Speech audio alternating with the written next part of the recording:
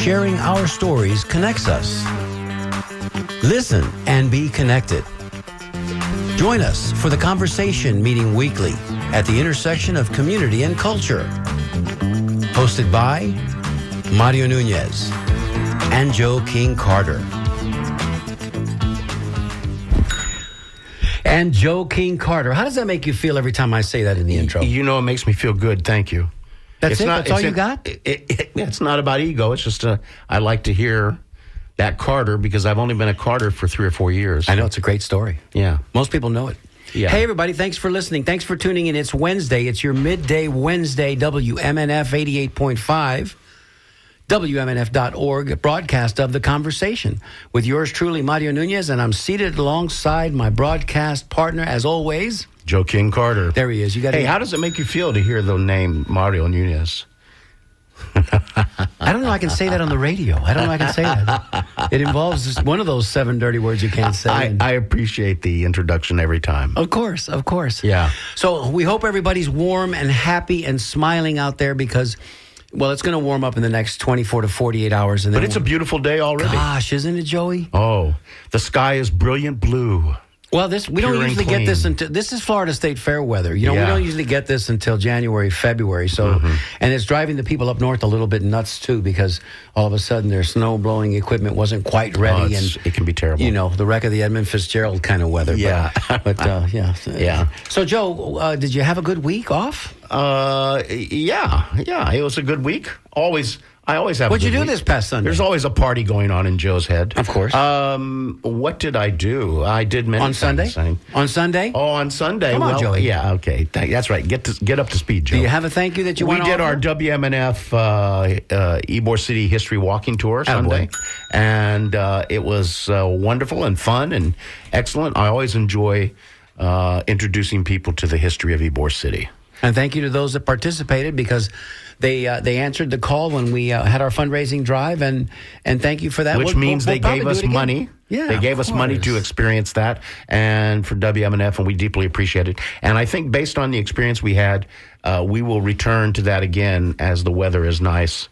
Probably during fundraising time, we will ask again if people would like to do a tour. Most helpful because those little $50 donations, they do all add up. Oh, absolutely. And they helped us reach our goal. Oh, absolutely. Yes, it was critical. Which we know we appreciate, and I know the everybody here at the studio appreciates as well, because in these times of woe and want, when things are getting, just completely decimated at the funding level, we are suffering from that as well. Community radio is here for a purpose, and we need to make sure that it stays viable. Here for a purpose in a way that it has never been needed before, in my opinion.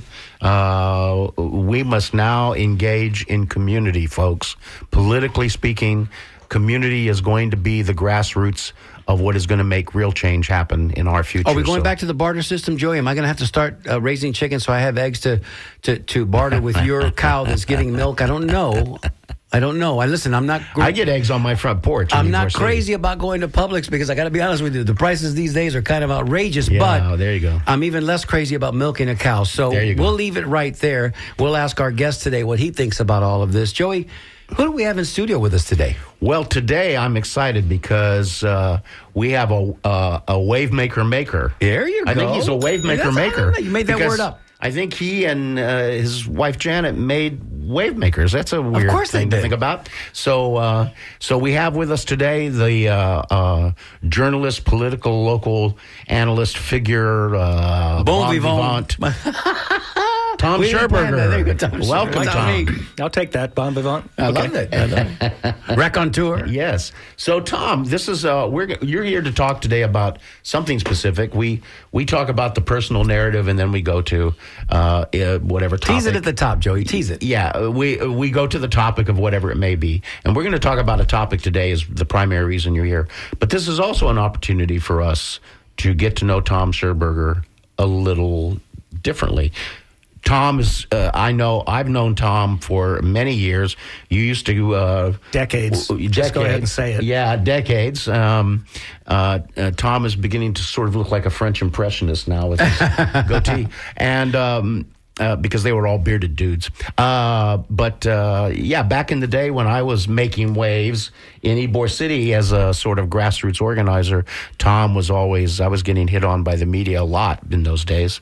Everybody wanted to know what the neighborhood thought. And Tom was one of those guys. And Tom was one of those guys. Very That's how I met Tom. And always a really nice gentleman about how he conducted himself. So it was very cool. But so Tom has this long history as a writer. In fact, we'll let you share your history a little bit. But first of all, Tom, where were you born?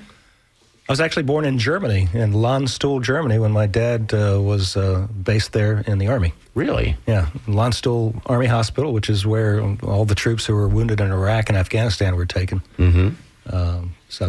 Yeah, and you weren't there very long, I assume? 3 years in Germany. Really? Yeah, don't remember a thing. No German language hold over the... None. I'm terrible with languages. No. Oh, wow. Well, I did take 2 years of German in high school, but it didn't stick. Yeah. That's a tough language to it is. Out of the box. And not one you use. Run into in Tampa very often. Yeah, right? exactly. That's right. Ach du lieber. So... early Tampa maybe more so, right? When the German immigrant was here in the lithographers. German immigrants in Ybor City, they were the lithographers. There you go. And Mr. Reborn, his partners but we digress. So you're born in Germany, and then what happens?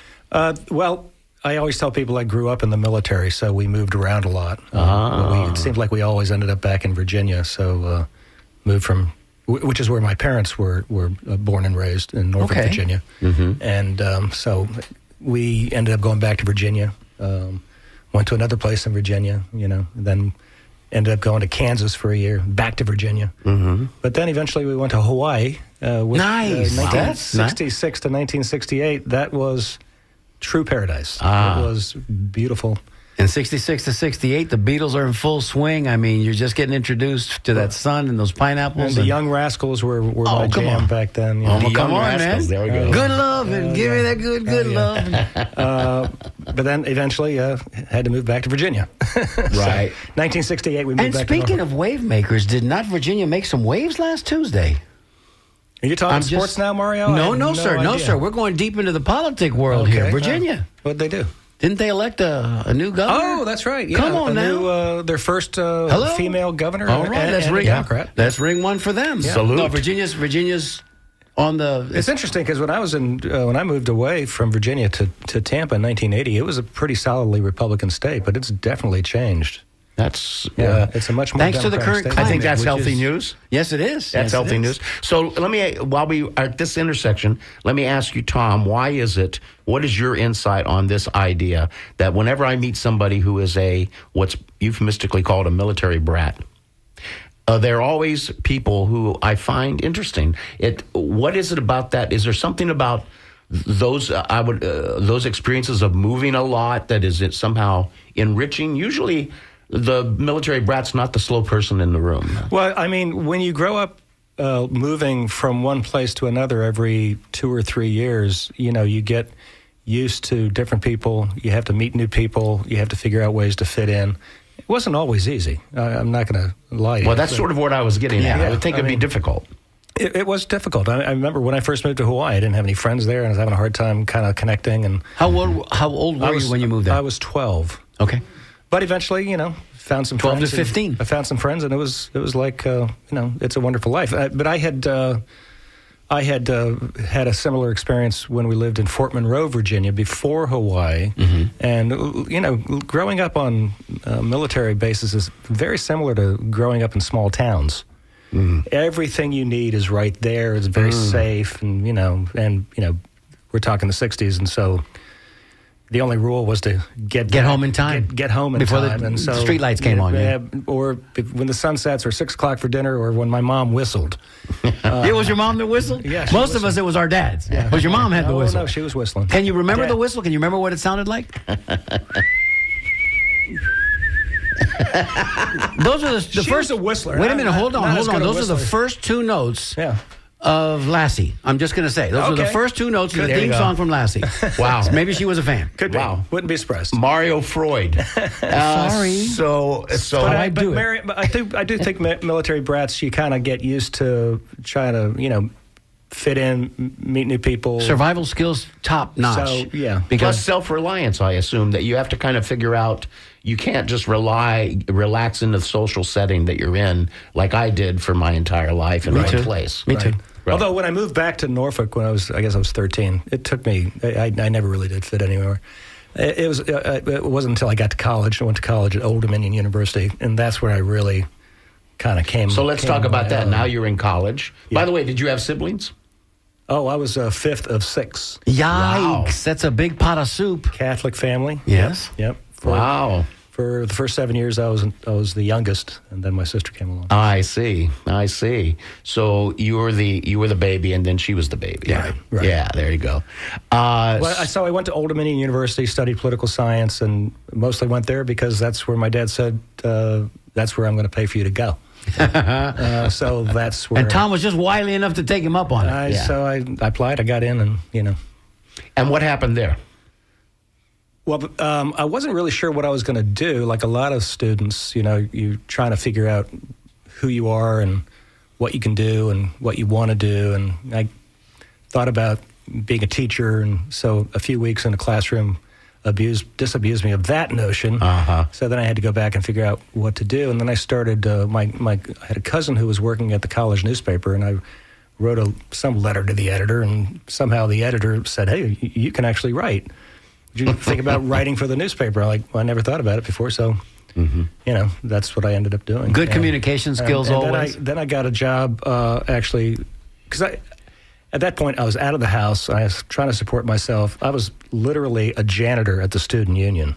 Wow. Okay, because it was a Mop and bucket. One of those student work. I learned how to mop. Yeah, that's what I'm saying. I can Mop and- polish floors. You wouldn't believe. Clean out toilets. It was terrible. But then I ended up getting a job at the university's, basically the PR department, But there I also learned how to write news stories. They had an actual former journalist there. So I probably learned more there and at the college newspaper than I did in my college courses. I didn't take I took one journalism class. I was, like I said, a political science major. So at some point, like, wow, I could actually do this for a living. But unfortunately, it was right after Watergate. Everybody wanted to be a reporter. I sent out resumes to probably 50 different newspapers in the mid-Atlantic states, Virginia, Pennsylvania, Maryland. North Carolina, Maryland. Got maybe 2 job offers, interviews. One was to be a news editor at the Elizabeth City paper in North Carolina, and the other, if you don't know what a news editor is, you're taking wire stories, you're laying out stories, the A desk, the A section, things like that. Not what I wanted to do. I wanted to be a reporter, so I took a job at the Northern Virginia Daily in Woodstock, Virginia. Wow. Which is in the heart of the Shenandoah Valley. Cool. Beautiful. Lot of history. Country, a lot of history. I mean, going back to the Revolutionary War. There you go. That's how far back they go. Not the most exciting place for someone who's 22, 23 years old, but ended up staying there a couple of years. Went to work at the Petersburg Progress Index, which is just south of Richmond. That was an afternoon newspaper. Like we could talk about that later. Still in the same capacity, still writing? I was a reporter. Okay. Covered City Hall, and but terrible. It was owned by Thompson Newspapers. That taught me how important ownership of newspapers was, because, I mean, it was crazy. They were so cheap. You had to buy your own steno pads. You had to buy your own reporters. Exactly right. Yeah, they took spent newsprint and cut them in half, and we would roll them into our manual typewriters to write our stories. Okay. That's how cheap they were. Wow. So a friend of mine who had worked there even less time than I did got a job at the Tampa Times. And I called him up and said, Andy, Anything going on for me down there? you got to get me out of here. And they actually had an opening, and they were ready to hire me over the phone. Bruce Whitwer was the managing editor. What year was this, Tom? This was 1980. Okay. Wow. Right about the time you guys met, right?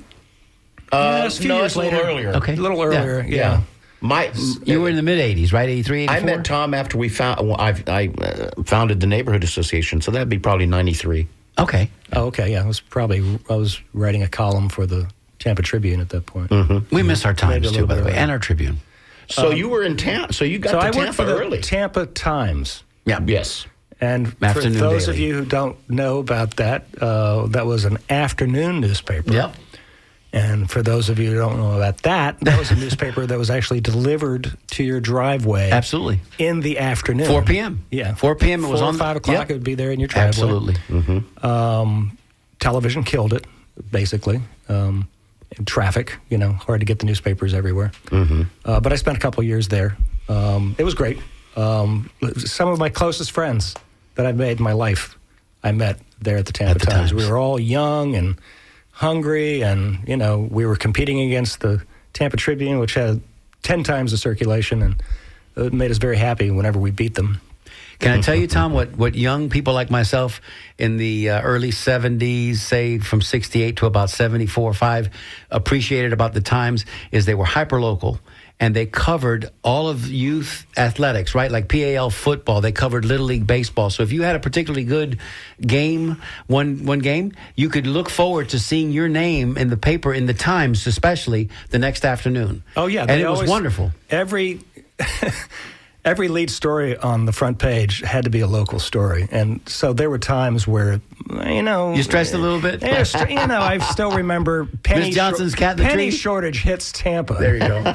Banner headline. Or I wrote a story covering City Hall when residents had gone to City Council to complain about crime in Ybor City. This was probably 1980, 81. Ybor residents huddle in fear was the banner headline. It was There you a go. little over the top. Yeah, a little bit. Yeah. But anyway. Dog bites man. Man bites dog, yeah. There you go. So a couple Tampa years Times. there, afternoon newspapers, But good training ground, right? great training ground. Yeah. Right. I had to learn how to write really fast because our deadlines were very early. And there were many times I was at City Hall at a city council meeting. Then you got to or file that later at a report county right now. commission meeting.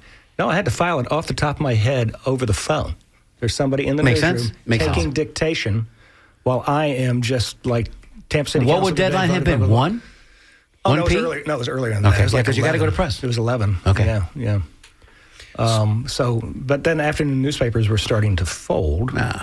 And it was 2 weeks after I left for the Orlando Sentinel that the Tampa Times was folded by the Tampa Tribune, and some of the Incorporated it a little bit. Some of the reporters were picked up by the Tribune. Some Tribune reporters are actually laid off to accommodate those Tribune reporters. Was Leland Hawes with you at the Times and he merged over to the Tribune, or was he always with the Tribune? Because he used to cover the history and heritage section on the Bay Life section in the back of the Bay Life section, as I recall. I think. I don't know. Leland I don't Hawes. think he was a Tampa Times alum. He was at the Tribune. Okay. He was involved with. I think they called it Part 4 at one point. Thank you. Yeah, the Thank feature. you. It was the feature. The section. feature section, And he yeah. had writing history, which was Heritage and fantastic. history. It was wonderful. Fantastic. Yeah. So after a couple of years there, I went to the Orlando Sentinel, and these were the salad days.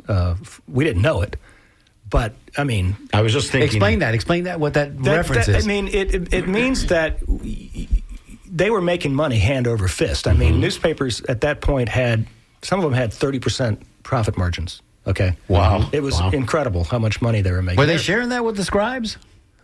Were they sharing that with the not at the street Tampa level Times. employees? I mean, I do remember when I was at the Orlando Sentinel, at one point, the editor called me up. I was out on the road on an assignment, and he said, "We're going to give you a raise." We looked at the salaries, and we've determined that you're being underpaid. Which, of course, Yeah. Thank you. they got me Thank you. cheap from the Tampa Times. Of course, they were underpaying me. Right. So I had, and that was a good experience. Sure. But they were making so much money that we had this insane but brilliant editor, David Bergen, who had worked at the New York Herald Tribune and the Washington Star and all sorts of stuff, Dallas Times Herald, and he decided we needed a Tampa bureau. Okay. Why? Because he was obsessed with the St. Petersburg Times. And he actually wanted to open this bureau across the street from the St. Pete Times, just to show show Andy them that Barnes, they're- We're here, deal with it. But the state editor and I convinced him, you kind of need to be in Tampa. That's the center of everything in the West Coast. That's right. So had a little office on Madison Street. A couple floors up was the St. Pete Times Bureau. So this was like 1983, okay? At the time, the St. Pete Times was treating Tampa like it was a foreign bureau. They had maybe 2 reporters in Tampa. it's kind of amazing when you think about it. How big our county is in Tampa. Now Yeah, they're down the activity. to that few now in Tampa, but I digress. That was a great. Before I went to Tampa, I was there. I had covered the county commission in Orange County. I had been an on the road kind of general assignment state reporter, just going all over the place, writing great stories, and then was sent to Tampa. Before I was sent to Tampa, though, I had the greatest assignment of my life, which was to cover every non-sports thing going on with the first Super Bowl in Tampa. They sent me to Tampa for 11 nights. I was at the Hyatt downtown. Come on. Now the Hilton. It was fantastic. Yeah, it was I fantastic. would think so. Yeah. And what would be an example of one a of those things? non-sports, that, yeah. What would be an example of that? I did a profile of Tom McEwen. Okay. Okay, they're like great. I did a story about how Disney was going to be doing the halftime show. Now, before Disney did the halftime show, the halftime shows for the Super Bowl were just marching bands and stuff. Of course. But then once Disney came in, Full-on production. it was a full-on production, and I still remember the Roman candles that had been affixed all around Tampa Stadium. And at one point, they all went off, and it was like a rocket ship. It was incredible. I think at that point, the Super Bowl realized, I think we can do more with our halftime. There's potential here. Yeah. Bad Bunny would know that. Yeah. But once I was in Tampa, a bunch of my friends from the Tampa Times were taking over at the Tribune, and I didn't really want to go back to Orlando, but I've been alone in this bureau by myself for a couple of years. I thought, okay, I'll go to the Tribune. That'll be kind of fun. Mm-hmm. I'm ready to switch from reporting to editing, so I became an editor, assistant county editor. Is that the normal progression? Is that kind Reporter of to if you editor? stay in that editor, then how does that ascension work? Yeah. You normally you learn how to be a reporter. An editor must be a writer, of course. Well, it doesn't have to be, but if you're going to send reporters out on an assignment, it's helpful if you've actually done it. If you know what they're doing. What they're doing. If you're going to be a coach, you better have been a player before it makes it easier to be a good coach. Yeah. Doesn't have to be. What they didn't do at the time was to give you any management training at all. Okay. They said, go do it. Learn from all the various supervisors you've had over the years. And Wow. whether they were good or bad, So. And so then what happens next? I ended up, from there, I became the Metro editor. Actually, they called me assistant Metro editor, but I was actually the Metro editor. So I was in charge of 50 reporters and editors. It was a big job. That's a hustle. I had the Tallahassee Bureau. I had all the, City Hall, all of that, all of it. And we had a lot of big news then. And so I had learned how much fun it was to beat the Tribune when I was at the Tampa Times. So then I learned how much fun it would be to beat the St. Pete Times at the Tampa Tribune. And then after, 2.5 years of that, of being an editor, sadly, a great columnist, Todd Smith, was killed by terrorists in Peru. On his own time, he had gone down there because we weren't going to send him. But his column became available, so I took his column. So I wrote a column for 2.5 years. Mm-hmm. And I would like to say it was 5 days a week. Mm-hmm. Every day. So going back Deadline to every the day, Tampa Tom. Times experience, of churning out copy and writing it fast came in very handy. Right. It was a reported column. It wasn't just like, here's what I think about something and fill out the column. I was actually doing reporting. Mm-hmm. Reporting, researching. Trying to break stories. Yeah. In my column. So that's pretty rigorous. Your whole life was focused on that, I assume, pretty much. Yeah. And how old are you at this time? In your 30s? Yeah. 30s. Late 30s? So it was, I left in 1992 for the St. Pete Times. Okay. So you did finally get over to St. Pete. I finally got to the St. Pete Times. See, you went the route. Well, I'll be honest. Survival. When I went for that column, I thought this could be fun, but also maybe I'll get the editor's attention at the St. Pete Times because that's really what I wanted to do. Yeah. It was a much better newspaper, and they paid better. And that's what happened. And to this day, Joey, I don't know how you feel about it, but I wish we still had the St. Pete Times. I know the Tampa Bay Times is the Tampa Bay Times, but there was something real special about the Tampa Times, the afternoon paper, and I had the same affection and affinity for the St. Pete Times. I just liked it that it was the St. Pete Times and it wasn't the Tampa anything. Well, plus it was a brand that they had burnished for more than 100 years. Thank you. And to just throw that brand away. Thank you, Tom. In this ridiculous for mentioning idea that we're going to win over Tampa readers by just changing the name, that turned out not to be true. Right. Yeah. It was also happening at a time when newspapers were dying. I mean, they just were. But Paul Tash, who was the editor at the time and the CEO, he didn't see it.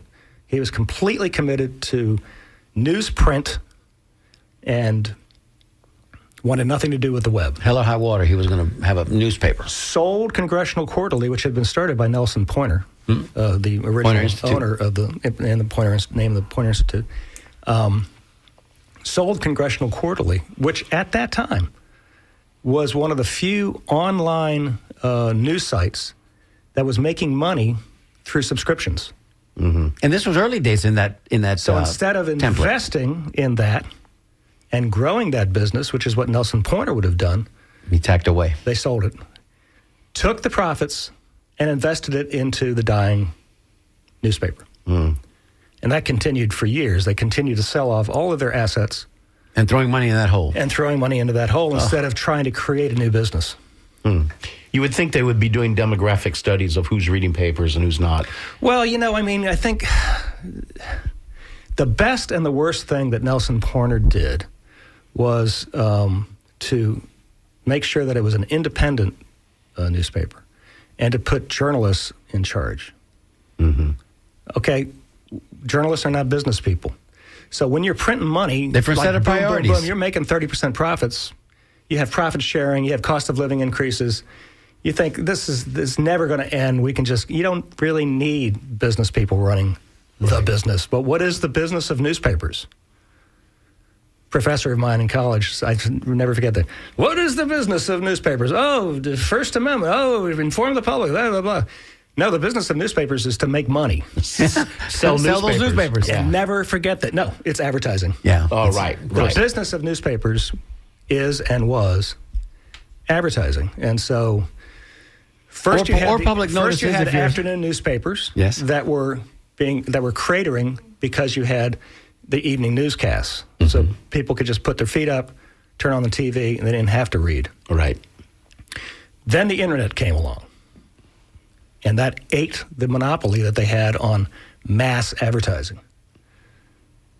And the result is what we're seeing today. Newspapers have folded all over the country. We have probably a fourth of the number of reporters literally on the ground that we had 15 years ago. You don't have enough reporters to cover the government. Right. And here we are. But ultimately, the financial value of that of advertising is based on readership. So if you don't understand who your readers are, which my experience has been as a layperson watching this from the outside, is that the people who were reading newspapers during this decline of newspapers were older people, but not younger people. So older people are going to die. And unfortunately, that was a trap for the Times because they had such a high, they called it a penetration rate. What percentage of the households actually got the newspaper? And it was very high in their home market of Pinellas County. Why? Because there were, at that time, so many old people who read newspapers. That's what they wanted. Right. And in the afternoon, it was something to look forward to. That's because right. you figured you'd get the latest news. And praise be that we still have local newspapers like I said, and like even Penny Saver, as pedestrian as you think Penny Saver is, it still gives you the hyper-local flavor and creative loafing as well. These are things that just come to mind. And don't forget the Gabber. Thank you. They're doing it. Yep. Well, and isn't it public notices that still have to be published, and at least that could be a little small revenue stream? Eventually that's going to go away. The newspaper publishers have managed to keep that in there somehow. I don't know. Because it's really expensive to advertise. But our friend Patrick Montega does well with those. He does really well. He's staying afloat. And he's got that niche. He's got the only trilingual newspaper in the United States, so that also has a little bit of... He would be in big trouble without those legal notices, Mario. He would be. I agree. It's about a third of the paper in the back. But bless him. Bless that man. Let's take a moment and do a station identifier, and then when we come back, we'll talk to Tom a little bit more about why he's here today specifically. Hi, I'm David Bryant, Mr. White Pepper, and you're listening to The Conversation with Mario Nunez and Joe King Carter on WMNF 88.5 FM in Tampa. White Pep. Hey, there he That was is. such a great show. And if you didn't get a chance to hear it last week, we encourage everybody to go into the archives and look up that show last week. And by the way, for people out there listening who listen to his show on Friday nights, Soul Kitchen. Soul Kitchen. Absolutely. White Pep is a very, very nice man and a very giving man to the community, and we just all love him here. And Eddie G does too. And he was a big absolutely. supporter of the Wavemaker show that my wife Janet and I did for WMNF for a couple of years. He was always supporting us, sending us emails, calling. Yeah. He's a great guy. His whole life is tied up in the nonprofit world, and he gets it, you know. And speaking of Wave Makers, what a nice segue. Aren't you doing something presently, Tom, in the new iteration of Wave Makers? Before we do that, let's talk about the original Wave Makers, the show you had with your wife, Janet. Right. So after newspapers, I spent 10 years in public relations, by the way. I did 2 years at the USF St. Pete, then I did 2 years at Eckerd College, and then 6 years for Pat Frank, the legend clerk of the court. And then I retired from there about 5 years ago. And, for a while I did nothing. Spent a lot of time bit of reading. Tampa Tiger Bay. I was president of Tampa Tiger Bay Club, right? There you So go. that was not nothing. That was not nothing. That was something. Yeah, no, right. I was for 2 years. I was president of Tiger Bay Club. So, but after that, I needed something more to do. So my wife Janet had been co-hosting with Shelley Reback on her show. A show became available on MNF, and Janet asked me if I wanted to co-host it. So I said sure. So we did that for 2 years. But great show, by the way. Well, thank you so much. One of the reasons I wanted to do that was to try to get information out there because of the shrinking media landscape that we have. MNF, under leadership of Randy Zimmerman, is really rebuilding its newsroom, really much more focused on delivering news to people, and I wanted to be a part of that. But I am retired. And it was starting to seem too much like work.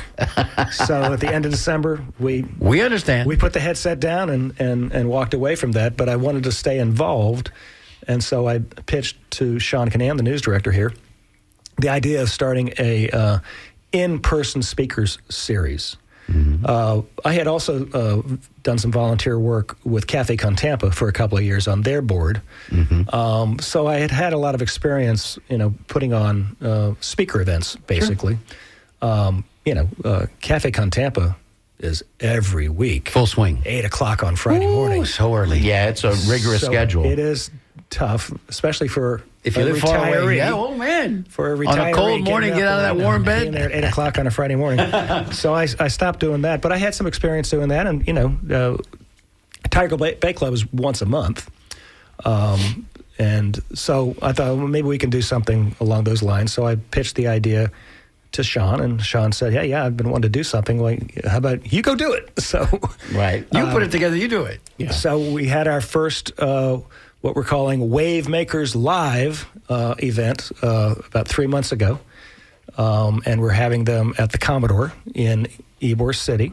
A favorite home for come on. both Mario and I. Come on. We love everybody there. They've been on our shows. It's a fantastic Home away place. from home? It's really amazing. because it's the real deal. And That's why. it's a great fit for WMNF. Yeah. We have the same values, and it's also 100%. it's a relatively small venue. So we had about 50 people at our first event, which featured Nadine Smith, and she talked about. She's an activist, right? I mean, she has a show here at WMNF once a week, but she's been doing Equality Florida now, fighting for civil rights for 30 years. So she really knows how to resist, how to fight. Wave Makers was always about having people on the show who were not only concerned about stuff, but was actually doing stuff. We wanted activists. We wanted people who were involved in the community. So that's what I'm trying to do, try to bring some of those folks here now. So we're doing this quarterly. So every 3 months, we'll have another show next week at the Commodore. Okay. On the 20th. Doors open at 7. Show starts at 7:30. $10 in advance. We can say that because it's a WMNF event. Absolutely. $15 If not, Sean will come flying through that door and rip your headset off. And we're going to be speaking to William Osceola, who is the secretary of the Miccosukee tribe of Indians in the Everglades. Yes. Now, let me inject quickly. For those listening, we have a monthly mission here that we fulfill every month. We try to. It's not always. It's not always possible, but we try. And this month is Indigenous Peoples Month, and therefore this makes a lot more. This is really apropos.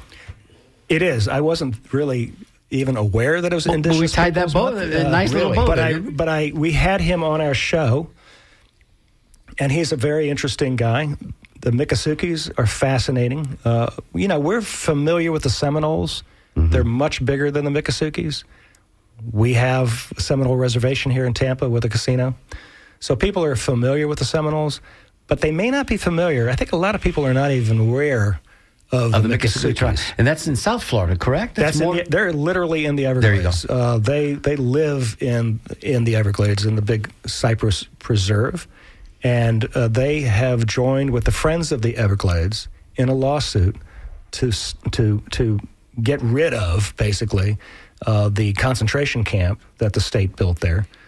It's funny how I don't even want to call it what they're calling it. I know. We heard that name ad nauseum, and then all of a sudden we don't even hear of it anymore. I would never wish for a bad storm to come through Florida for any reason, but I kind of was privately wishing that one would come through just to blow everything away and just eradicate all that mess. It's a whole separate subject, alligator, whatever. Well, they had an initial victory on the district court level. In federal court, the judge said this was illegal. Violated.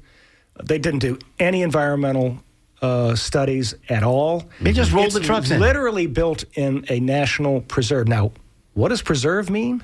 Can anyone try to... The definition of the word preserve. It doesn't mean building Preservation doesn't mean development necessarily. Not new development. New development. You can preserve it the way it is. The goal is to keep it the way it is. Now, that old cigar factory, you better leave it alone. And the way it is there are people living there, so they're not going around... In the Everglades National Park, they ended up buying a lot of property and getting rid of properties, homes and things like that. But the Miccosukee make their home there and have for centuries. Mm-hmm. And that's why we're calling this show Miccosukee Unconquered.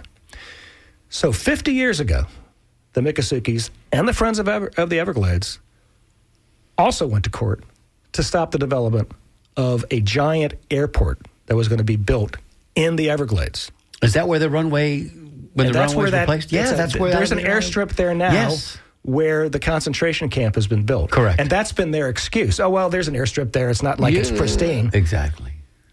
But so they not only sued, they won, they stopped the airport, and then they lobbied Congress to create the preserve. So the very first preserve in the country is Big Cypress. Interesting. And so what did they do? That is the place that they decided to build this camp just because they could troll people and call it Alligator Alcatraz. This is what's been happening in this administration, and isn't it important? We talk about it all the time, Joe and I, that elections have consequences, and there's not going to be a bigger election than the one for governor in November of 2026 here in the state of Florida. Tom, would you mind if I open up the phone lines in case somebody has a question for you? They might want to ask you a particular question. Is that Please okay? do. Just remember next Thursday, 7:30 at the Commodore. And if you want to know where... And that's when the real questions will be answered. 100%. Well, that's when you'll get to hear their story. That's right. Who are you? Why are you living in the Everglades? And why are you fighting this? Fascinating. And of course, it's open. It's a Q&A, kind of an open. It's that kind of a friendly environment. We'll spend about an hour talking, and then we'll have about a half hour of questions. That's beautiful. If you'd like to get in on the conversation today with our guest, Tom Scherberger, please give us a call now as we're rounding the corner into the home stretch. 813-239-9663. You can send us a text at 813-433-0885. We've got Jessica standing by for your emails, dj@wmnf.org. Please, let's hear from you. If you've got a question, a comment, you'd like to talk to Tom. And Tom, by the way, this is fascinating. My wife Janet has a lot to do with the fact that we're having this because she works for the Florida Humanities, which is the Florida affiliate of the National Humanities. Mm-hmm. And she puts together these gatherings, they call them. They're history tours about twice a year. And about a year ago, we had one in the Everglades. We were based in Everglades City, and we really, really got to know the Everglades, and we got to meet Miccosukees. We did a airboat ride that's run by a Miccosukee. Went to Miccosukee Island that they use to this day. How was that? I mean, what it an was experience! Fascinating. I hope you did it during the winter. And I remember we were on a bus going to Shark Valley, which is another part of the Everglades. The part of the Everglades, Everglades are kind of two parts. You've got the Everglades that people think of with, it's the river of grass. With the airboats, yeah. You got the airboats, and then you got the Big Cypress Preserve, which is swamps and huge trees and things like that. And anyway, we're driving on Tamiami Trail, US 41, and we're passing the site of what was going to be an airport. And so I took the microphone and gave them a little bit of history about that. And you can't really see the airport from the 41. But they were all like, oh, wow, we had no idea. So now people are where'd much this more airstrip come from? Right in the middle of nowhere. Yeah, Right. yeah. How'd they build that in its inception? Well, we asked for some calls, and we're getting a couple of them. Let's see, before we get too far into the weeds on this, let's go to Jerry in St. Pete. Jerry, you're on the air. Do you have a question or a comment? Yeah, thank you, guys. So I'm a landscape architect, and I just realized today, thank you for doing what you're doing with the Miccosukee tribe, and that's extraordinarily relevant. But I just realized today that the White House, I'm assuming, to my knowledge, is a no-bid contract. It didn't go out to bid. It was appointed. The president doesn't own that building. He doesn't own that building. So relative to the Miccosukee work also, the White House was a no-bid contract. I'm not even sure if that's legal. It hasn't. It's as relevant as the Miccosukee issue. What do you think? Do you want me to take that off the air? Well, I think in the case of... Thank you, Jerry. We'll go ahead and take you off the air, but Tom will answer your question. Thank you for your call. Thank you. Well, it's relevant in the sense that they did build this concentration camp without bids. They've spent hundreds of millions of dollars to do it, which is astonishing. It's unbelievable. Given that they're much cheaper. They opened another one up in North Florida. By Jacksonville, no? Yeah, Star Camp Landing, I guess it is. Just, a few $1 million. Why did they do it, Tom? It's a trick question. Don't fall for it. Why did they do it, Tom? Because they could. Why did he tear down the East Wing? Because they thought it would be funny. Yeah, no, of course. Alligator Alcatraz, they can keep talking about that. This is not a serious man nor a serious administration, but some of the things they're doing, besides the illegality, it's immoral, and this is part of that. And by the way, speaking of that sort of side issue, I started doing a little looking backwards in research because I'm a lay historian now in Ybor City, and all things about Florida fascinate me and its history. This concept of taunting people with the idea that prisoners or captives inside that camp, if they should happen to escape, well, they'll be eaten by alligators. We have a long history of memorabilia, postcards of African Americans, black people being eaten by alligators. It is so profoundly offensive because there's a whole subtext there of racism involved in that. And that's not a small thing, by the way. If you go back and look into the history of Florida, Florida was renowned as a place where, if people get out into the woods or something, they're going to get eaten by an alligator. And maybe those people will be the people you want to be eaten by an alligator. Yeah, maybe they deserve it in some way. So it's profoundly offensive and racist. It never made sense. It never made sense. Right. The Miccosukee see this as both an environmental travesty and an offense to their culture. Thank you. This is their home and has been their home for hundreds centuries. of years. Yeah. Unlike the Seminoles, they were sent on the Trail of Tears. I mean, God bless them. I mean, some of them went to Fort Brooke, right? Went to Egmont Key, ended up, but many of them escaped and they came back. And in order to get away from the troops who were going to kill them, they went to the Everglades because nobody wanted to live there. And so the Miccosukees, William Osceola will talk about the history next week. You can tease it out. You can tease it out. But how they became recognized by the United States is a fascinating story that you can hear if you come to Wavemakers Live Thursday. Yes. At 7:30. Expert job of promoting Tommy. $10 in Okay. advance, $15 At the door. Go to WMNF.org to buy your tickets. By And the way, And buy some for your friends. Yeah, so bring they a can friend. see. Don't Yeah, come alone. Bring Yeah. a friend. And the best part about it's sort of like Tiger. I tell people this is like Cafe Con Tampa with wine. there you go. I was just going to say they Because we have sell adult wine and beverages. beer there. Yeah, They have adult beverages. And yeah, this is going to be a great event. I already see this is going to be a great event. If you need to know where this is located, the Commodore, it's okay. It's on the southwest corner of Nebraska and 7th, right there at the entrance to 7th, off of Nebraska. It's a white building there. Those of you that may have had the opportunity to visit the Flan Factory, which is a wonderful eatery right there. They make a tremendous Cuban sandwich. One of the best in town, really. No, sincerely. Yeah. And they call it El Tampeño. Oh, where did we hear that before? They call their sandwich El Tampeño. Well, it's around the corner. It's on 7th. The door to the Commodore is off of 7th. But it's really easy access, plenty of parking. Right on the corner is La Septima, which is a very nouveau riche kind of Very a cool, nice place, chic yeah. bar to It's come awesome. in. You can pregame there, have a libation there, and then Or walk post game. over. We had a little post game. That's even better gathering because by that afterwards. time everybody's already kind of known each other. Got to meet each other. It's a great place. Yeah. So yeah, please join us on Thursday. We'll be recording this conversation. I hope you can come. Do you run experience video it. on this, Because Tommy? Do you really run think- video on it? Well, we don't run video, but Audio? we do audio. Okay. One of the reasons I want to do this is what I found with Tiger Bay Club and with Cafe Con Tampa is it makes a huge difference to see people in person, and also to bring people together. Yes. In one room who have shared values, or maybe they have different views, but we can talk about them in a civilized way, and to do it in person. I think since COVID, so much stuff is done virtually now that I think people are hungry The human touch. for coming together Yep. and talking about I some think of these that's important absolutely issues. true. And I think that's the way you inspire people.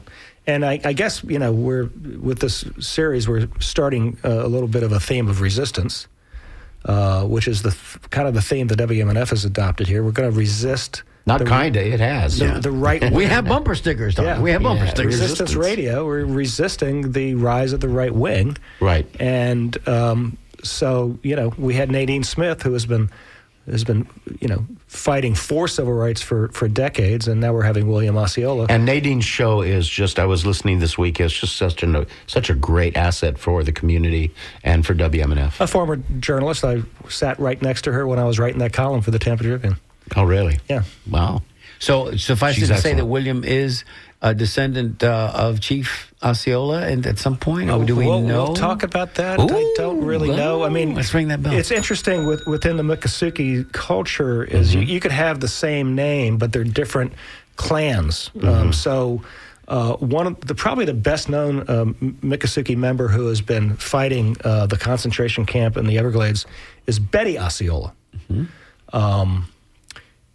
But they're relation. different clans. Yep. Same last name, but no relation. Well, in Tampa, it's like, are you a member of the Ybor City Ramoris or the West Tampa Ramoris? Because it's the same last name, but what part of the river are you from? By the way, for folks who are listening, I was talking a moment ago about doing research because of history, because Vicente Martinez Ybor came in 1885. Everything about that time period and before, I've been doing. It sort of causes me to tangent off into these areas like the Gilded Age and things, and the status of Native Americans, indigenous peoples in Florida prior to that time and throughout its entire history is fascinatingly complex. It is. And I don't think that people realize how complicated it is because in part, one reason is that it was a Spanish territory and freed slaves ran to Florida to escape the powers be at the time. And so you have this interesting admixture of indigenous black tribes, and then you have these the Calusas, you have all these the Seminoles, you have all these tribes. Tocobagan. And I don't think people are aware of how complicated that history was, and it's rich. And what the Miccosukes are doing down there is so amazing because of their desire to take up politics and fight for their community. They have an embassy in Tallahassee now. I think they spent a lot of time being very insular. Right. And not doing a lot of outreach. And now Well, they got forced out. They got forced into defending themselves, if you will. Right. So, And you keep hoping the bad guys will just go away. right. And so now they have an embassy in Tallahassee because they realize. need to have good. And what's odd is I think that it took them a little while to get comfortable with the idea of suing the state over this, because they have been trying really hard to have a good relationship with the government, with the American government or the state government. And so they didn't sue lightly. They joined the lawsuit after the Friends of the Everglades. As Thanksgiving is interesting. rapidly approaching, hasn't it always been sort of a Native American mantra that we're going to make peace, we're going to try to get along? I don't know, Tommy, what do you think was in the peace pipe on that first Thanksgiving? And I don't think it was tobacco, because I don't think they would have gotten Manhattan for baubles and beads had they not been a little happy. Could be. But I'm just saying it's always been, I think They just want to be left alone, That's right. really. Yeah. Just leave us alone. They were here first. Stop putting concentration camps in the middle of our community. That would be How good. about that? And just respect the environmental laws we have. Respect. Have some respect. I mean, And it's a struggle enough down there because of the sugar industry and all the other things that have happened. Oh, yeah. We It's a could talk struggle about down that. there to begin with. We could talk about that, and people don't realize that the Everglades is the barometer of health for the state of Florida's ecosystem. Well, and they have been. We're spending billions of dollars to try to restore the Everglades, and then they do this. Right. It makes no sense, but that's where we are. Yeah, So, right. And if we could find something to do with the boa constrictors that are down there, something creative, like if we could just find a pythons. sancocho, The pythons. pythons, a sofrito that can make the python delicious. the Then we- pythons are then we can go after 'em. wreaking havoc in the Of Everglades. course they are. It's They're destroying. terrible. It's tragic. They're destroying all the smaller Yes. animals. They're The going after ecosystem. gators. I mean, it's unbelievable. Yeah. You've seen the pictures, Tom? When my wife and I were in the Everglades, we got to meet a python hunter. Wow. He has a pizza shop in Everglades City. If you're Tell ever me he there. doesn't put that python meat on the pizza. I don't know. What He are you does gonna not. do? He Thank does you. not. But Thank you. you can buy, python skin wallets and And purses they get big things like that.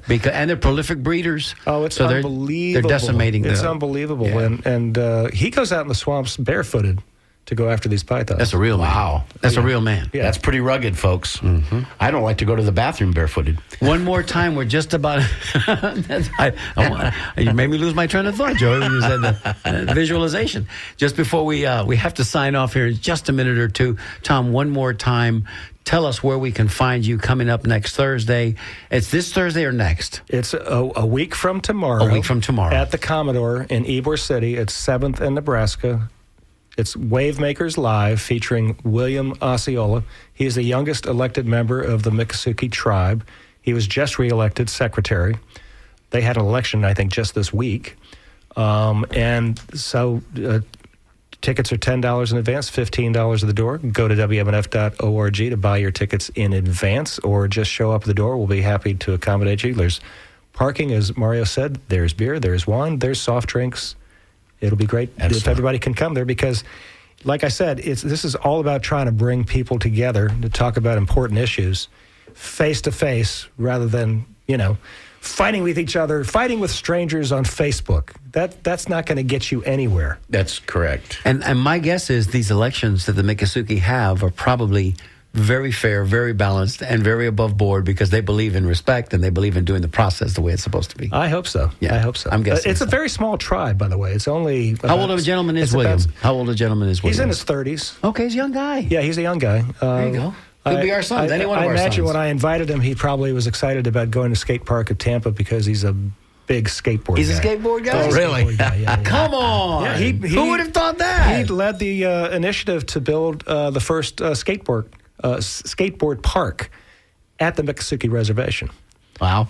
Oh, what a wonderful conversation Oh, that's this is going to gonna be- be this is next gonna be a week. great It's event. going to be really, Yeah. really good. Joey, as we bid adieu to our dear friend Tom Scherberger, and thanks, Tom, for coming in today. Thanks so much for having me. And It was sharing fun your- going down memory lane with you guys. Yeah, We absolutely, do that. Tom. We do that from week to week. Thank you so much for sharing your life and what you're doing with this event, by the way. And Thank still you. being very productive with that life. Thanks for all the being best. thanks for being a good source on Ybor City for years there, Joe. all the best to Janet as well.